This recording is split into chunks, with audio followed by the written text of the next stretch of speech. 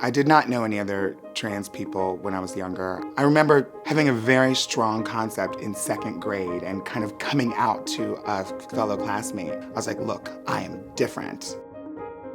I didn't have a word for being trans or anything. I'd seen transgender people on Jerry Springer and talk shows. It seemed like a humiliating experience. Not only are they gay, but they enjoy dressing as women. They were being outed and, basically told that you don't blend in, you're the different one. Those were the only examples of trans people that I had, and I didn't want that for myself. The point at which I really came into my own as a trans woman was a little later.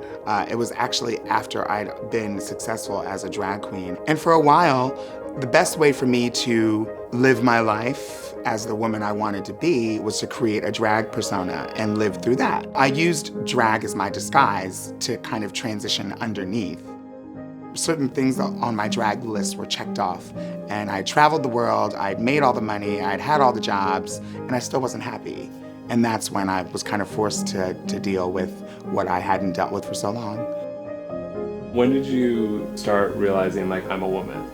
I never really felt anything other than what I feel now. There was a moment in time in my life where I would go into the men's room. I slowly morphed, and as I was morphing, there was just a moment where I'd be with a group of friends, gay boys, and then they would all go into that bathroom and I would just go to the other one. And I think most people kind of just got it. A lot of the stories that they told of trans people obsess on the transformation. All we want to know is what your name was and what you looked like before, and what your name is and what you look like now. Being trans is really about self-evaluation and self-exploration, and that never stops. My name is Peppermint. I'm 37 years old, and I am beautiful.